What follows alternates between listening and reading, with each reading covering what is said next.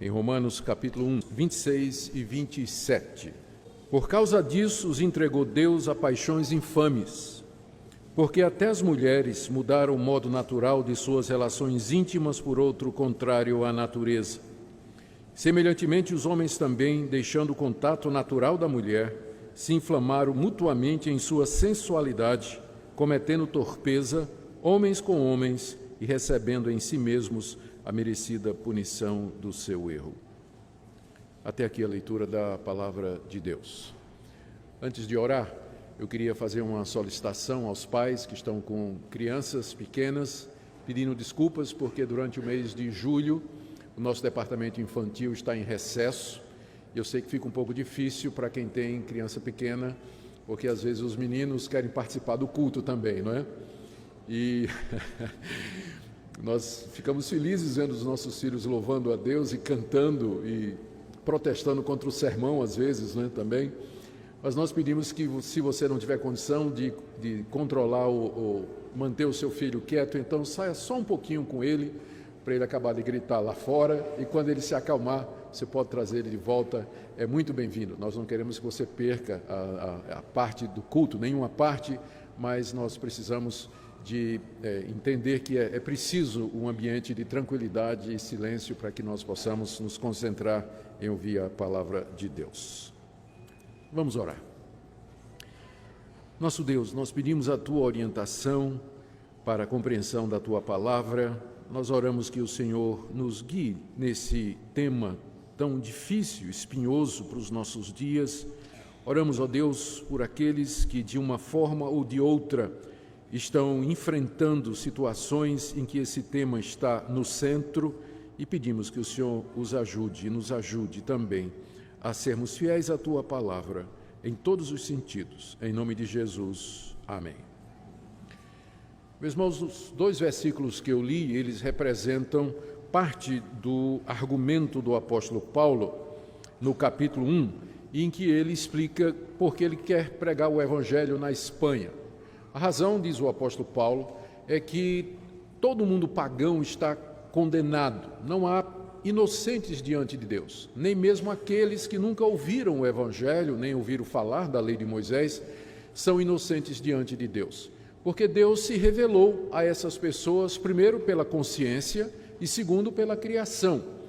E tanto por uma quanto pela outra e pela combinação das duas, nós deveríamos saber que há um Deus e que esse Deus é santo, é justo, ele é reto e que ele não é a natureza e que nós devíamos dar glória a ele e render-lhe graças durante a nossa vida. Entretanto, a humanidade desprezou esse conhecimento de Deus. Paulo nos diz no início do capítulo 1 que eles sufocaram a semente do conhecimento de Deus que está nos seus corações e se voltaram para os ídolos, criaram deuses à sua imagem e semelhança e rejeitaram a revelação do Criador e do Todo-Poderoso. Deus, então, como castigo pela rejeição da humanidade, entregou a humanidade aos seus próprios desejos, entregou a humanidade às suas próprias paixões e, como resultado, tiradas as travas e os freios, a humanidade se precipitou cada vez mais na imoralidade, na violência e na perversão dos seus caminhos. E aqui o apóstolo Paulo aponta uma dessas consequências do abandono de Deus, por assim dizer. Deus abandonou a humanidade e as suas paixões. E como resultado, então, nós lemos aqui, os homens, sem mais a graça de Deus para controlá-los, eles perverteram a ordem natural das coisas, desonraram seu corpo entre si. E Paulo aponta para o lesbianismo e o homossexualismo como sendo evidências concretas dessa entrega de Deus. Ou seja, Paulo vai falar e fala dessas duas coisas nos versos 26 e 27 como sendo uma expressão do juízo de Deus sobre a cultura dos seus dias. E nós fazemos a transposição e vemos também esses sinais hoje indicando a ira de Deus sobre a nossa própria cultura e nossa própria sociedade. Portanto, o meu tema nessa noite é esse, dos versos 26 e 27. Quando Paulo fala que Deus entregou os homens, as pessoas, às suas paixões infames, ele fala no verso 26 que as mulheres mudaram o modo natural de suas relações íntimas por outro, que é o lesbianismo, contrário à natureza, e no verso 27 ele diz que os homens fizeram a mesma coisa, homem com homem, cometendo torpeza e recebendo em si mesmo a merecida punição do seu erro. Nós estamos diante de um dos assuntos mais sensíveis e polêmicos dos nossos dias, que é essa questão da homossexualidade. Por homossexualidade nós entendemos não somente a atração e o sentimento entre pessoas do mesmo sexo, mas também as próprias relações sexuais entre elas. A pergunta é por que esse assunto tem ganhado tanta visibilidade em nossa época? E a resposta pode ser dada na seguinte direção. Primeiro, porque o movimento, chamado movimento gay, ele organizou-se nos últimos 30 anos e ele assumiu uma militância que não existia antes. Sempre houve pessoas que se sentiram atraídas por outras do mesmo sexo e que mantinham relações com pessoas do mesmo sexo. Sempre houve. Há relatos disso nas culturas mais antigas que nós temos conhecimento. Mas é que somente agora, nas últimas décadas, no mundo ocidental, é que houve uma movimentação das pessoas que são participantes desse movimento para fazer com que não somente esse tipo de relação seja considerado aceitável, mas que seja visto como normal e até desejável. E esse movimento, então, ele vem ganhando cada vez mais, apesar de ser minoria, a adesão de políticos, de artistas, de fazedores de opinião e tem conseguido influenciar os meios de comunicação, a mídia, a política, a cultura e a própria opinião pública, não é? Eu sei que vocês não sabem disso porque crente não vê novela, mas me contaram que numa novela da Globo recentemente, houve a primeira cena de sexo gay jamais apresentada numa novela. Como eu sei que vocês não assistem novela, eu estou trazendo essa informação para vocês, não é? De que isso aconteceu e que mostra, de fato, como o movimento gay ele tem conseguido impactar e influenciar a cultura e a mídia em geral. Ganhou até os meios acadêmicos, a defesa de acadêmicos, de estudiosos, que argumentam e tentam demonstrar cientificamente, por exemplo, a questão da ideologia de gênero, que os gêneros se constroem socialmente e que não é uma questão da escolha do indivíduo, né? E pela última contagem que eu soube, né, já havia 16 possibilidades de sexualidade. Você nasceu mulher, mas por dentro você é homem, mas você gosta de mulher. Ou então você nasceu mulher, você por dentro é homem e você gosta de homem. Aí o contrário, você nasceu homem, mas por dentro é mulher e gosta de mulher. Então são 16 possibilidades. Antigamente tinha um velho marque, né, quando a gente chegava no hotel, tinha dizendo assim, marque o sexo. Aí tinha uma caixinha M e outra caixinha F, né? Ou masculino ou feminino. Hoje vão ter que colocar 16 caixinhas, né, para que você marque qual é a sua identidade, né, sexual. Como resultado exatamente dessa movimentação que existe hoje em todo lugar no mundo ocidental com relação à questão da sexualidade. Mas até aqui os cristãos poderiam dizer é uma questão da pessoa diante de Deus e nós respeitamos as opções que as pessoas tomam na vida e tudo mais.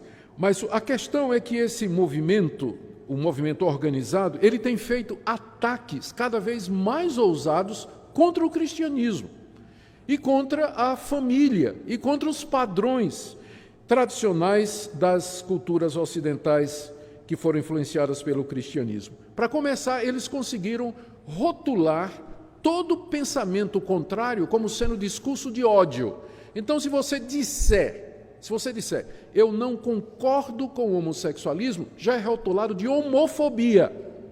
Nós não temos nem o direito de dizer que, na minha opinião, na nossa opinião, né, a gente respeita as pessoas, ama as pessoas, quer tratá-las todas por igual. Mas se você disser que a homossexualidade está errada, já vem o rótulo de homofóbico ou discurso de ódio. Então, eles vêm conseguindo emplacar isso na cultura, na opinião pública. Outra coisa que eles têm feito é tentado culpar o cristianismo pela perseguição e violência contra os homossexuais, porque dizem que a igreja, ao considerar a homossexualidade como errada, provoca nos fiéis uma organização ou um desejo de combater o homossexualismo até na base da violência. Há pouco tempo, quando houve aquela tragédia numa boate gay em Orlando, em que uma pessoa matou dezenas de gays lá a tiro, aqui no Brasil um conhecido deputado começou a dizer que a culpa era dos evangélicos. Os evangélicos, porque eles dizem que é errado, não é? E aí as pessoas vão combater aquilo que é errado e querem resolver isso. Alguns vão ao extremo e fazer isso e usam da violência para combater, não é? Esquecidos de que quem promove massacre de pessoas assim não é o cristianismo que tem feito isso, de forma nenhuma. Ao contrário, muitos desses crimes são feitos por homossexuais que brigam entre si. Muitos desses chamados crimes de homofobia é praticado por outros homossexuais que acabam se desentendendo e assim por diante. Mas a mídia, consistentemente, ela vem fazendo essa campanha, escolhendo a maneira como dá a notícia para dizer que se um homossexual ele foi agredido ou ele foi atropelado, que é homofobia. E às vezes não é nem isso, de fato, que está acontecendo, não é?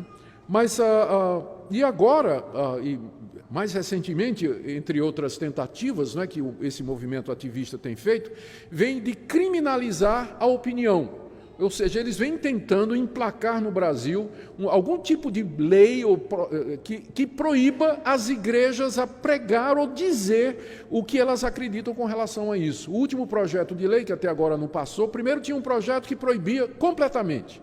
Depois eles viram que não passava e fizeram uma alteração. O primeiro projeto era o PL 122 de 2006. Esse não passou. Depois eles tentaram fazer uma composição dizendo o seguinte: não, os evangélicos podem dizer que o homossexualismo ou homossexualidade está errada, mas dentro do templo, dentro das igrejas, fora não pode.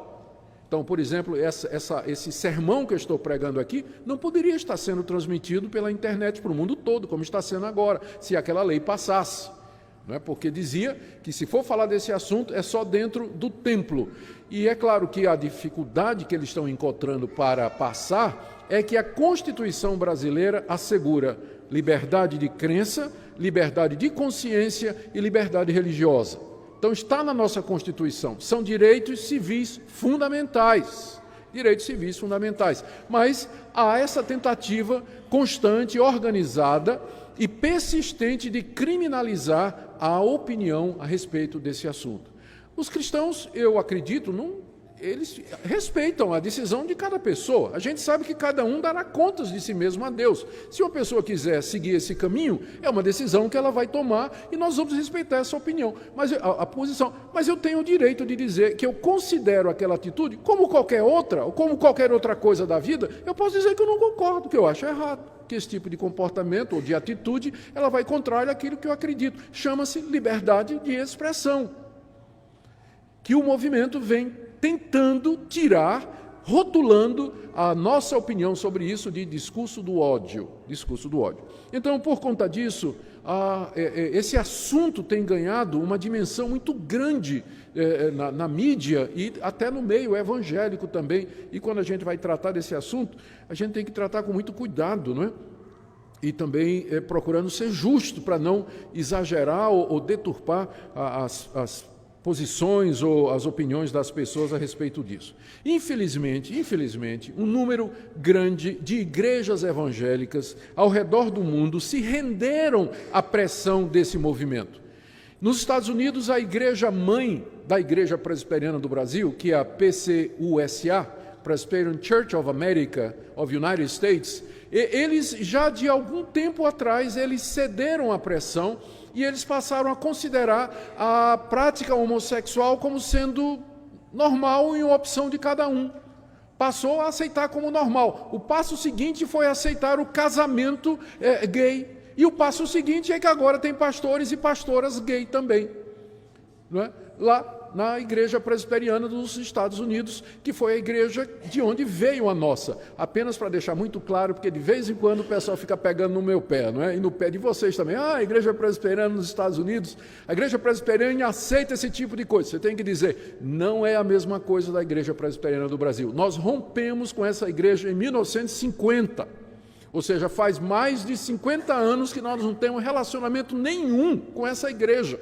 Não temos relacionamento. É outra denominação que a gente nem considera como igreja irmã, não é, por conta dessas atitudes que ela vem tomando. Mas também muitas igrejas metodistas, igrejas luteranas, igrejas episcopais e outras igrejas, elas vêm cedendo à pressão e vêm aceitando o casamento gay, vêm aceitar. Agora mesmo a Igreja Batista teve uma confusão, porque teve uma Igreja Batista que fez um casamento gay. E a Convenção Batista se reuniu e discutiram durante um tempo, acabaram desligando a Igreja da Convenção Batista, não é? Acabaram desligando. Mas já começou também no meio batista e em outros meios também.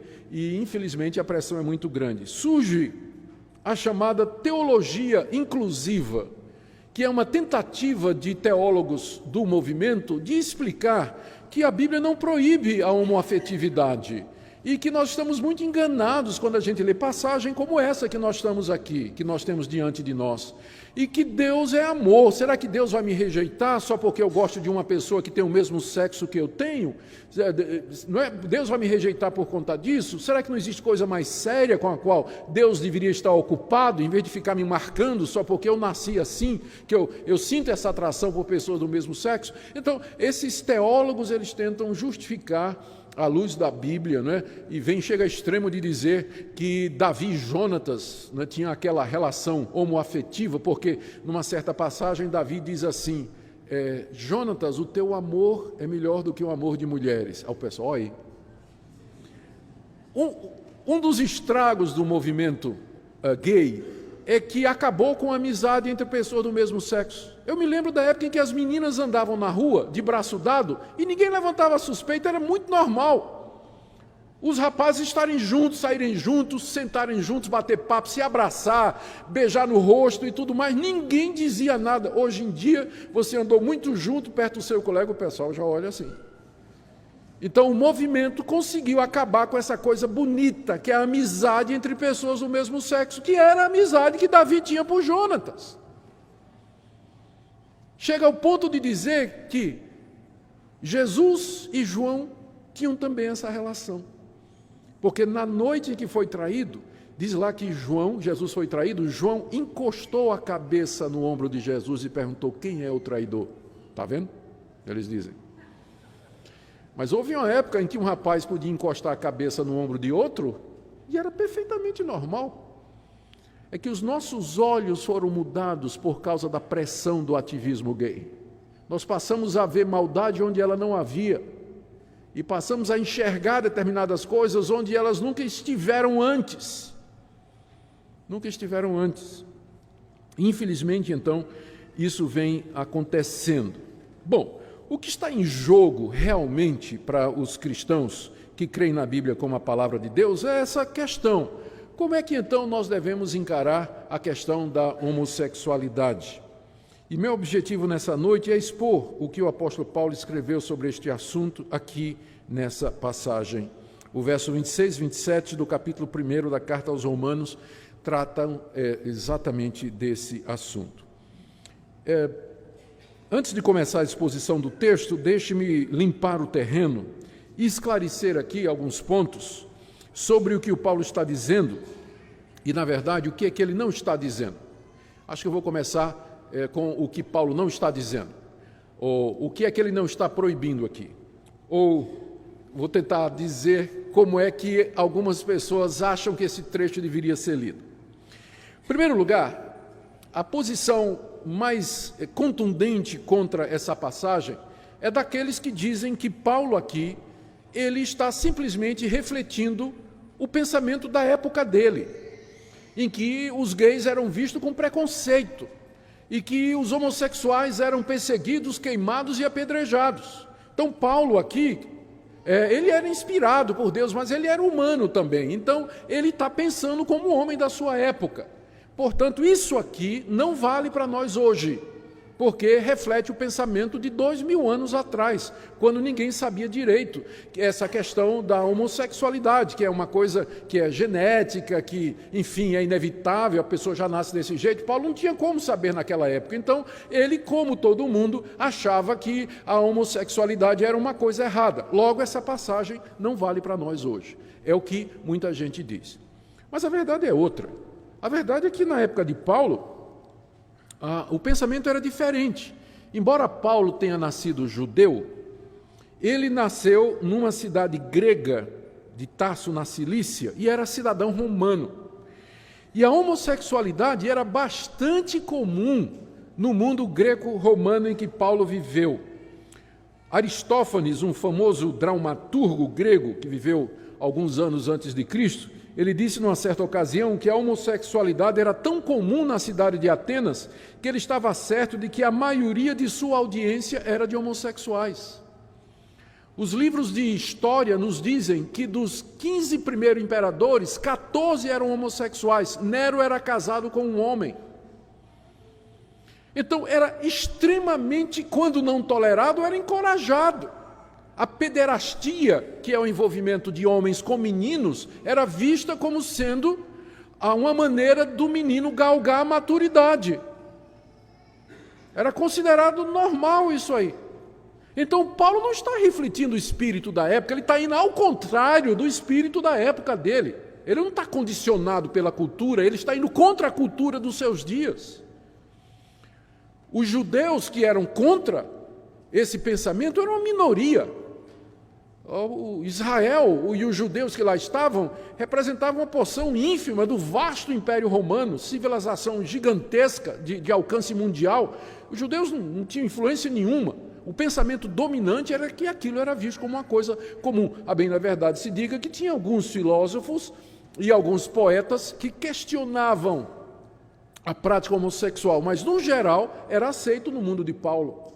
Normalmente. Então, ele não está aqui falando como uma pessoa que está bitolada pela cultura da época dele. Ao contrário, ele está indo contra aquilo que era aceito como normal nos seus dias.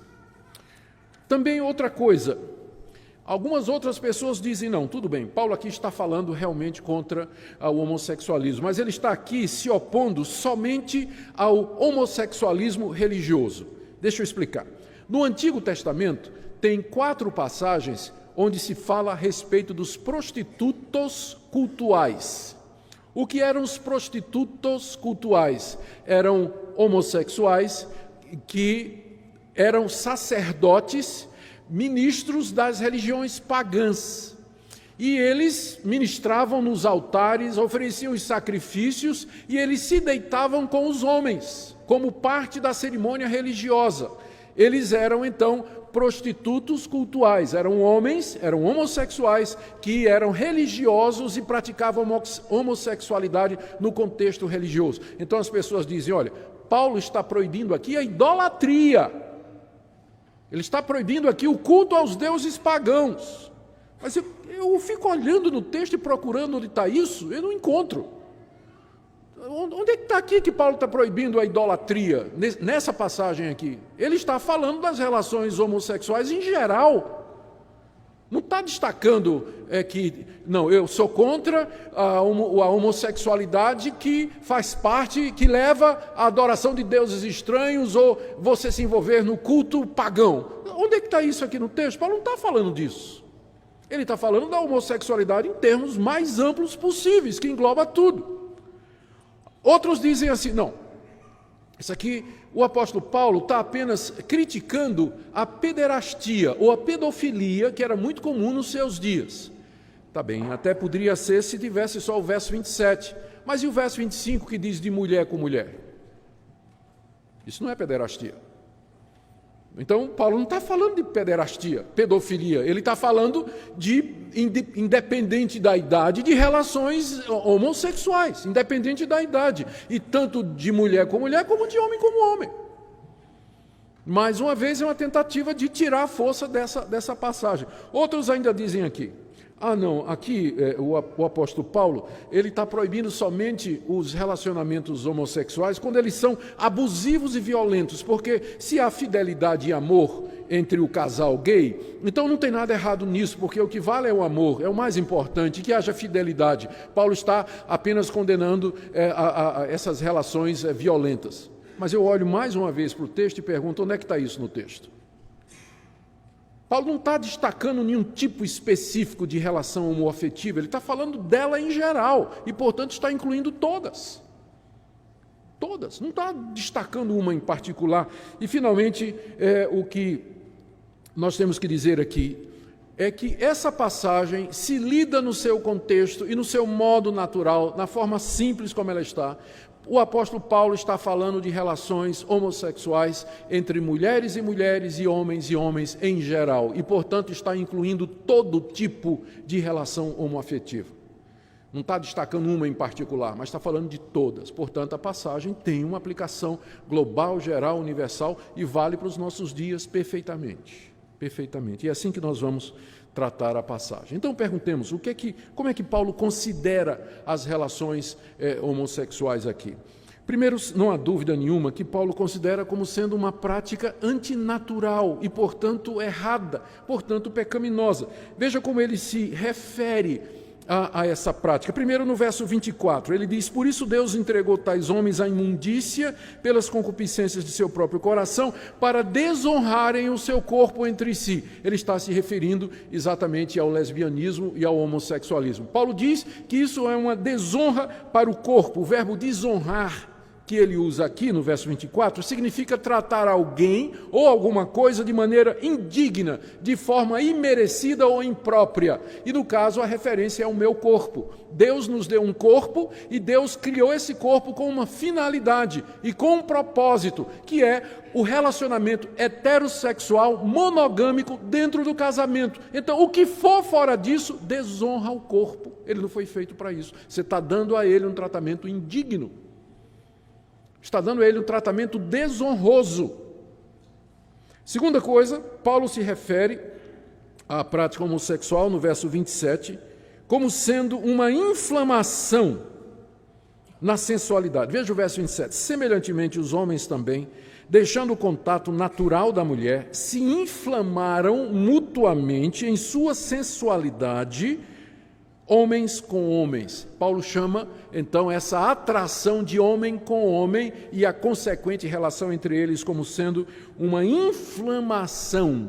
Essa é uma palavra na língua grega que significa um sentimento tão forte que a pessoa se sente consumida por um fogo. O desejo é tão grande que ela está fervendo de vontade, se a gente quiser usar uma expressão mais corriqueira. A versão da Bíblia na linguagem de hoje traz assim: os homens se queimam de paixão uns pelos outros. E essa paixão aqui, que queima, ela é errada não por causa da sua intensidade, mas é porque é mal dirigida. É de homem para homem. O homem deveria se inflamar e queimar de paixão por uma mulher, mas ele faz isso por outro homem. Paulo, então, considera como sendo uma inflamação, dirigida, não é, para o alvo errado. No verso 27 ainda, ele se refere a esse relacionamento como sendo torpeza. Está vendo aí no verso 27? Cometendo torpeza. Torpeza significa uma atitude vergonhosa, ou como é traduzido na Nova Versão Internacional, um ato indecente. Ou, finalmente, ainda no verso 27, no final dele, ele diz que esses homens recebem em si mesmos a merecida punição do seu erro.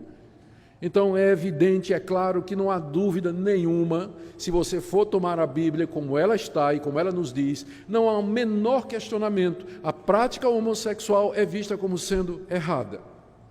Não tem como torcer essa passagem. Aquelas tentativas que eu mencionei no início, que Paulo não está falando disso, que Paulo não está falando aquilo, elas todas caem por terra diante da clareza do texto, da sua simplicidade. Paulo está afirmando com muita clareza: isso é errado. Isso é errado, é pecado diante de Deus. Mas a gente pergunta, mas Paulo não estaria sendo incoerente? Algumas pessoas perguntam, né? Paulo não está sendo incoerente? Porque lá no Antigo Testamento está dizendo mesmo, por exemplo, lá em Levítico, capítulo 20, né, que o homem que se deitar com outro como se fosse mulher está cometendo abominação. Só que essas pessoas dizem, está lá dizendo também que tem que ser apedrejado. Então, não está sendo Paulo incoerente, porque ele está pegando uma parte e deixando outra. Ele devia dizer também que era para apedrejar os homossexuais, e Paulo nunca disse que é para fazer isso.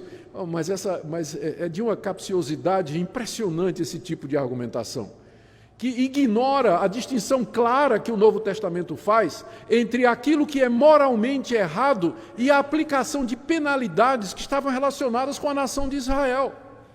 Então, as leis que manda apedrejar bruxa, feiticeiro, homossexual, menino desobediente, sabia disso? Que tinha uma lei que dizia que se o menino for muito desobediente, ele tem que ser apedrejado, né? Vocês estão ouvindo, né, molecada? O pessoal está ouvindo aí. Tudo bem.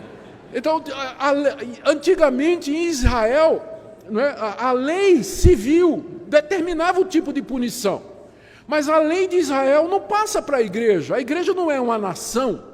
A igreja não está contida num território geográfico, ela não tem uma legislação de punir os infratores, não é? Então, aquelas leis do Antigo Testamento que falam de mandar matar e tudo mais, elas não passam para a igreja no dia de hoje. Tem a ver com Israel enquanto nação. Mas a lei moral de Deus, ela permanece para sempre. E esse tipo de atitude, a prática homossexual, o adultério, e a fornicação, a prostituição e tantos outros que são mencionados no Antigo Testamento, é uma quebra do 7º mandamento: não adulterarás. E a lei de Deus permanece para sempre.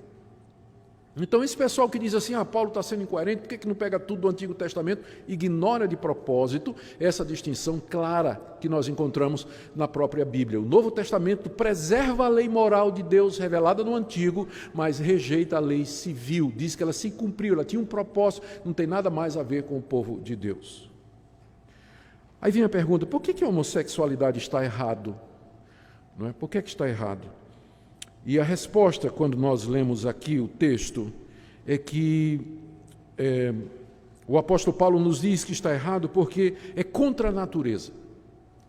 Não é isso? Você vê no verso 26 que as mulheres mudaram o modo natural de suas relações íntimas. Qual seria o modo natural das relações íntimas da mulher? É ter relações íntimas com um homem. Mas as mulheres mudaram o modo natural e passaram a ter relações com outras mulheres. Então, esse é o primeiro ponto. No verso 27, Paulo, agora se referindo ao homem, diz assim, que eles deixaram o contato natural da mulher. E aí, se inflamaram com homens, e isso aí é um contato não natural. Então, esse é o ponto, esse é o problema. É contra a natureza. Não foi assim que Deus criou. Quando Deus criou o mundo, Deus criou o primeiro casal, e ao criar um homem e uma mulher, ele estabeleceu o padrão do que é natural. Natural é um homem e uma mulher, casamento monogâmico, heterossexual. Da mesma forma que adorar a criatura em vez do Criador é uma perversão da revelação, a homossexualidade é uma perversão da ordem natural das coisas. E é isso que Deus, é essa comparação que está aqui. Da mesma sorte que a humanidade perverteu a revelação que Deus fez de si mesmo e adorou a criatura em vez do Criador, Deus os entregou e, como resultado, eles perverteram a ordem natural das coisas. E deu isso aqui que nós estamos lendo agora. Veja também como é que Paulo se refere. Infelizmente, a nossa tradução, os nossos tradutores, eu não sei por que eles não disseram ou não traduziram assim, mas literalmente o verso 27 está dizendo assim, semelhantemente, primeiro no verso 26 ele diz assim, por isso Deus os entregou a paixões infames, porque até as suas fêmeas no original, traduziram como mulher, mas para nós hoje tem uma diferença muito grande por causa da ideologia de gênero, não é? Então você pode ser fêmea de nascimento, mas mulher é uma construção social. Mas é interessante que Paulo está dizendo aqui, quando ele se refere às mulheres, ele se refere como as fêmeas, verso 26, mudaram o modo natural de suas relações íntimas. E quando chega no verso 27, semelhantemente os machos. Eu não sei por que a nossa tradução colocou mulheres e homens, porque perde um pouco da força do original, não é? Semelhantemente, os machos, deixando o contato natural da fêmea, se inflamaram mutuamente em sua sensualidade, cometendo torpeza macho com macho, recebendo em si mesmos a merecida punição do seu erro. Então, Paulo, ao tratar dessa questão, ele vai logo na questão biológica de definição. É macho e fêmea, não tem meio termo. E o problema é quando essa ordem é invertida. O problema é quando essa ordem é pervertida, que dá nisso aí. É nisso que consiste, então, o pecado, o erro, que é uma perversão da ordem natural, uma mudança, uma alteração da ordem natural. E de onde vem essa mudança? E por que as pessoas fazem isso? Paulo aqui, ele não está dando uma resposta, ele não pretende responder essa questão aqui. Ele entende com muita clareza que a origem disso é a concupiscência do coração do homem, como ele diz no verso 26. Por isso, Deus os entregou a paixões infames. Então, essas paixões já havia no coração. O que faltava agora era ela se espalhar para o corpo. E uma vez que Deus tirou o pé do freio e tirou as travas, então o coração do homem foi até onde queria ir. E como resultado houve essa mudança da ordem natural. Então, olhando dessa perspectiva, a prática homossexual, a homossexualidade, é um problema que acontece no coração. É o resultado da corrupção do coração humano que está agora liberada porque Deus retirou a sua graça. Só que essa liberação é uma liberação punitiva. É o resultado da reação de Deus porque a humanidade rejeitou o conhecimento, a descoberta que ele fez de si mesmo na consciência e na criação. Então, a origem é essa, é o coração do homem. Veja como Paulo se refere a paixões infames, no verso 26, e também fala da concupiscência do coração, no verso 24. Fala de inflamação mútua, ou seja, essas coisas primeiro acontecem no coração, para depois, então, se tornarem uma prática, não é? Agora, é claro, hoje, nós sabemos que nesse processo, né, em que as pessoas abraçam a homossexualidade, tem alguns fatores externos que precisam ser considerados. Por exemplo, a educação dos pais. Tem pai que de propósito já cria o filho nem homem nem mulher. Vocês sabem disso, né? De vez em quando aparece aí na mídia um casal, especialmente lá nos países da Europa, que cria um menino sem definição, ou a menina sem definição de sexo. Então tem casais que, comprando a mentalidade da época, vão nessa onda de ideologia de gênero e dizem assim, vou deixar meu filho decidir quando ele tiver 10 anos o que é que ele vai ser. Então, até lá, eu vou tratar ele como menino e como menina ao mesmo tempo, ou nenhum dos dois. Não sei. Algumas escolas estão querendo isso, a gente sabe. Uma boa notícia é que a Associação Nacional dos Juristas Evangélicos, da qual eu tenho o privilégio de fazer parte, nós conseguimos uma grande vitória lá em Niterói recentemente, derrotando ideologia de gênero na Câmara. Eles queriam colocar nas escolas públicas e, graças a Deus, foi derrotado. Estamos brigando no que a gente pode, mas a luta é grande, né? Nós vamos falar sobre ideologia de gênero no próximo domingo, na escola dominical, que nós vamos ter uma aula só sobre isso, né? Então, eu creio que vai ser do interesse de vocês. Mas o meu ponto aqui, para voltar ao que estou dizendo, a gente sabe que a educação dos pais, a educação pública, acaba provocando isso, né? A influência da cultura e da mídia, onde isso é colocado de maneira tão aberta, né? Provoca também. Eu acho que eu já disse para vocês no domingo passado que eu estava vendo televisão e apareceu a notícia, sabe aqueles eventos de a moda masculina de verão de 2016, né? Teve um lançamento da moda masculina de verão de 2016 lá em um país da Europa. Quando eu olhei, era tudo, de homem não tinha nada. Não tinha. Os modelos tudo afeminado, com roupinha afeminada, coladinho assim, com aquele jeito, né? Uma moda masculina. É a cultura, é a época. É assim. Então é natural que num ambiente desse a criança fique confusa, o adolescente fique confuso. Então, pode acontecer que alguns até vão por um caminho, até por curiosidade, né, para saber o que é aquilo, o que é que isso representa, e dá uma dor de cabeça aos pais, né, muito grande. Abuso sexual sofrido na infância, muitos apontam para isso, que foram abusados na infância, e apontam como sendo a causa. Lares disfuncionais, onde os papéis não são respeitados, onde quem usa calça é a mulher e o homem usa a saia, não é? Então, em lares disfuncionais assim, onde os papéis não são bem definidos, a criança cresce confusa sem saber realmente, e é difícil. Pensa no menino, como é hoje. O menino nasce, é uma parteira, com exceção se nascer aqui na igreja, que nós temos bons médicos aqui que trabalham na área de parto. Tá certo? Não vou dizer o nome dele, não. Então, ele nasce é uma parteira. Quem vai cuidar dele é uma enfermeira. Quando ele for para a escola, a escolinha, vai ser uma professora. Quando ele entrar na universidade, vai ser uma doutora orientadora dele. Quando ele arrumar um emprego, vai ser uma patroa. Não é isso? E quando casar, vai casar com a mulher. E sabe quem vai fazer o casamento? Uma pastora. Cadê o modelo masculino para esse menino? O pai omisso em casa? Qual o modelo de homem que esse menino tem para dizer, eu quero ser homem, eu quero ser isso aí, ó? Cadê? Ele não sabe o que é ser homem. Nos Estados Unidos, os evangélicos têm um movimento chamado Promise Keepers, guardadores da promessa. É um movimento muito grande. Sabe qual é o objetivo desse movimento entre os evangélicos? Reunir os homens e dizer, nós vamos dizer a vocês o que é ser homem.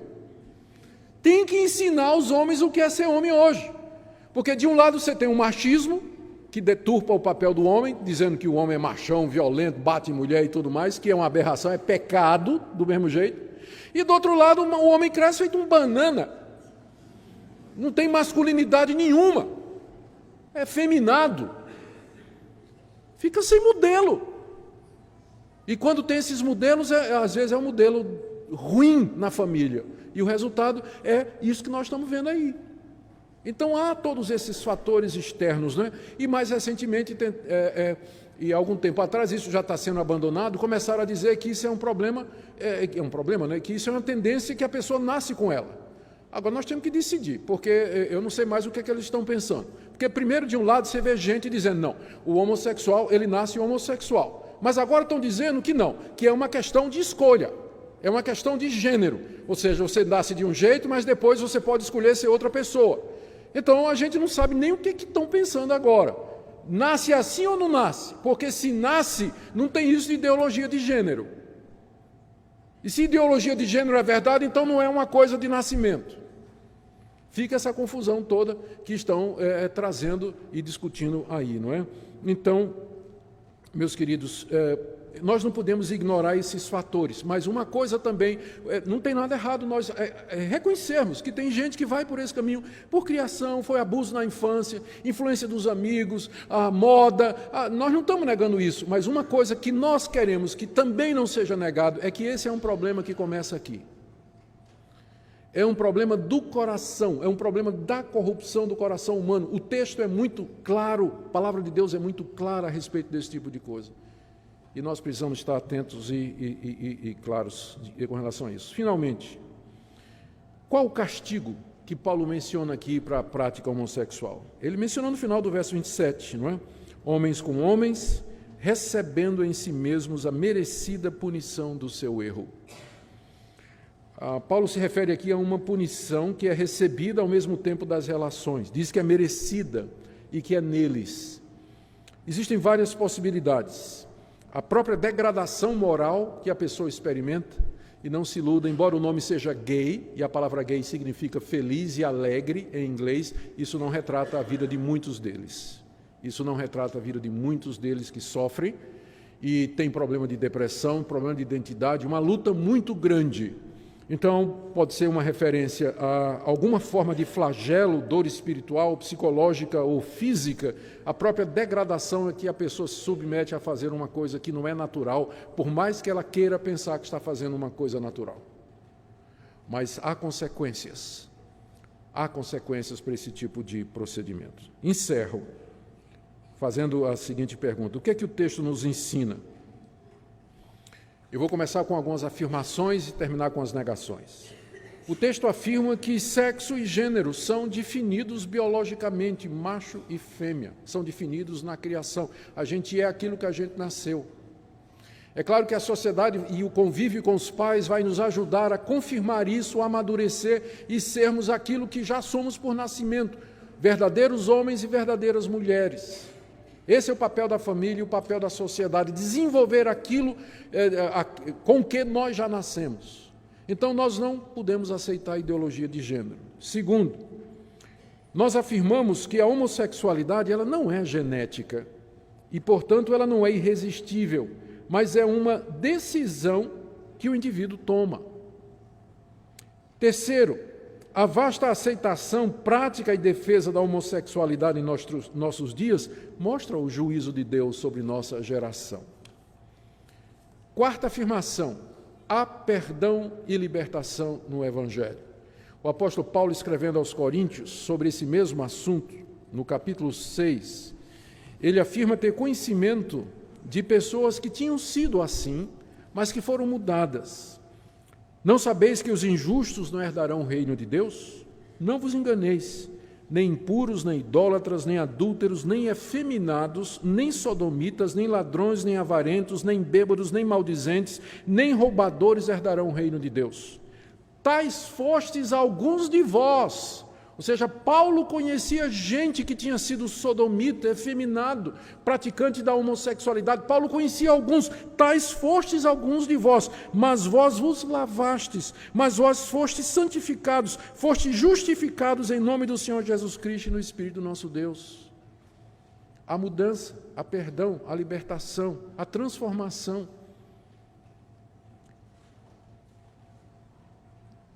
E o que isso tem a ver conosco em termos práticos? E eu queria que você pensasse nas seguintes coisas aqui, e eu agora estou fechando mesmo, né? Vou fechar mesmo. Eu queria que todos nós prestássemos atenção nesse ponto. Note que o apóstolo Paulo não está tratando a homossexualidade como sendo o pior pecado de todos. Veja que, a partir do verso 28, que nós veremos mais adiante na próxima vez, Paulo dá uma lista de quase 20 atitudes que ele considera igualmente como sendo erradas. Nunca no Novo Testamento a questão da homossexualidade é tratada isoladamente, mas sempre em conjunto com outros comportamentos. Por isso é muito errado a gente olhar para a homossexualidade como sendo pecado sem perdão. E algumas das reivindicações do movimento estão corretas, às vezes a igreja é homofóbica mesmo. Ela rejeita mesmo, ela não aceita, às vezes na própria família, vê como sendo uma coisa odiosa, que tem que ser combatida. A Bíblia não nos ensina que a homossexualidade é o pecado sem perdão. Só tem um pecado sem perdão na Bíblia, que é a blasfêmia contra o Espírito Santo. E a homossexualidade não é esse pecado. Há outros pecados que a Bíblia trata: prostituição, adultério, fornicação, que é sexo entre gente que não é casada, trata com o mesmo rigor. Então é muito errado quando a igreja elege essa atitude aqui como sendo o ápice, o clímax de todos os pecados de imoralidade. Está errado isso. Nós temos que chamar o arrependimento todo mundo. Não é só quem está vivendo nessa prática da homossexualidade, mas chamar o arrependimento o adúltero, o imoral, que vive na prostituição, quem trai a mulher, quem trai o marido, o namorado que vai para a cama. Tem que chamar o arrependimento do mesmo jeito. Homofobia está errado. E nós repudiamos qualquer violência feita a uma pessoa só porque ela é homossexual. Repudiamos. Está errado isso. Porque não é assim que a palavra de Deus encara. Então eu queria que você analisasse bem isso, que você pensasse no seu coração a respeito desse assunto. Agora, me deixe dar uma palavra para aquelas pessoas que são crentes em Jesus Cristo, mas que se sentem atraídas e tentadas por pessoa do mesmo sexo. É mais comum do que você imagina. Pessoas que estão na igreja, são crentes de verdade, creem no Senhor Jesus, mas elas sentem essa atração. Eu quero que você veja a diferença entre tentação e o pecado em si. Ser tentado não é pecado. Pecado é quando você cai nele. Nós somos tentados de muitas maneiras. Quem não é homossexual, ele é tentado para o lado de cobiçar pessoas que não lhe pertencem, do outro sexo. Quem sofre com essa questão da homossexualidade é tentado a cobiçar pessoas do mesmo sexo, mas no fim é uma tentação do mesmo jeito. Então, não é pecado você ser tentado. Pecado é quando você concorda, quando você aceita, quando você começa a fantasiar, quando você vai para a internet para ver e depois você vai para a prática. Aí é pecado. Eu não posso evitar que um passarinho pouse na minha cabeça, mas eu posso evitar que ele faça um ninho. Não é verdade?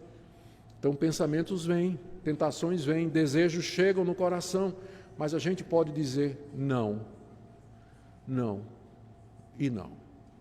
E nós podemos lutar contra isso com a graça de Deus, não só contra essa tentação, mas contra qualquer outra. Com a graça de Deus, pelo poder do Espírito Santo, nós podemos lutar contra a tentação. Então, ser tentado em si não é pecado. Mas o pecado é quando você se deixa envolver. Também uma palavra a quem está envolvido na prática homossexual. Como eu disse, a igreja não pode ver isso como sendo um pecado sem perdão.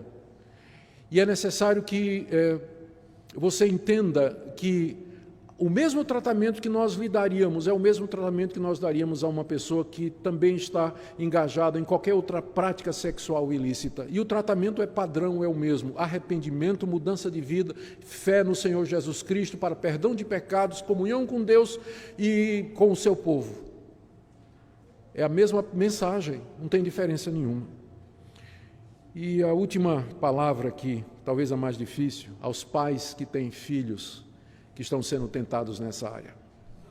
É muito difícil isso. E muitos pais sofrem. Eu não sei nem como.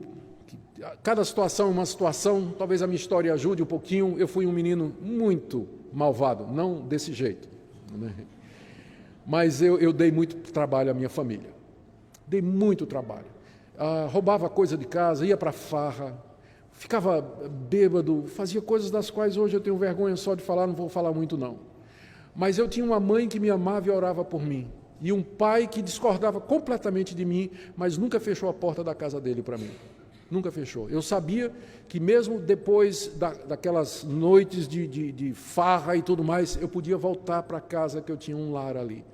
Que meus pais não concordavam comigo, isso era muito claro, mas eles nunca me abandonaram. No dia que Deus abriu o meu coração e eu me tornei crente, os meus pais me receberam de braços abertos. Eu sabia que eu tinha um lar para onde eu podia voltar, alguém que podia me abrigar e me ajudar e me acolher. Então, se eu posso dizer alguma coisa para você, não feche a porta para o seu filho. Você pode deixar muito claro para ele que você não concorda, mas você pode fazer isso sem demonstrar rejeição e ódio a ele. Você pode dizer, você ainda é meu filho e eu vou amar você, não importa a decisão que você faça. Mesmo que eu não concorde com isso, e você sabe que eu não concordo com isso, mas a porta do meu coração, e enquanto for possível, da minha casa vai estar aberta para você. É claro que na minha casa eu não quero que você traga pessoas, que você não faça tais coisas, tem hora para você chegar e tem tudo mais, enquanto você estiver na minha dependência, não é? Mas o meu coração está aberto para você, você conta com minhas orações e vou estar com você sempre. Eu acredito que o amor e a misericórdia são o melhor caminho. São o melhor caminho. Quem sabe um dia esse filho vai dizer, puxa vida, eu sou tão rejeitado, as pessoas olham com tanto preconceito para mim, mas minha mãe me ama. Meu pai me ama, apesar de eu ter dado tanta tristeza ao coração deles, e quem sabe Deus não vai usar isso para fazer a diferença na vida do seu filho. E que Deus a todos nos dê graça, meus irmãos. Oremos pelo nosso país, oremos por esses queridos que lutam com essas coisas, que Deus nos dê misericórdia, sabedoria, para lembrarmos que aquele que está em pé, veja que não caia. Que a graça de Deus esteja com todos nós. Amém. Oremos. Ó Pai querido, nós pedimos misericórdia, pedimos que o Senhor tenha compaixão de nós, pedimos perdão pelas vezes que não soubemos tratar pessoas que estão lutando contra essa tentação. Eu oro pelos pais que têm que lidar com filhos nessa situação. Oro pelos jovens da igreja, adultos, também pessoas casadas que lutam contra essa tentação. Ajuda o Senhor a vigiar e orar para não cair em tentação. Dá-lhes graça e misericórdia.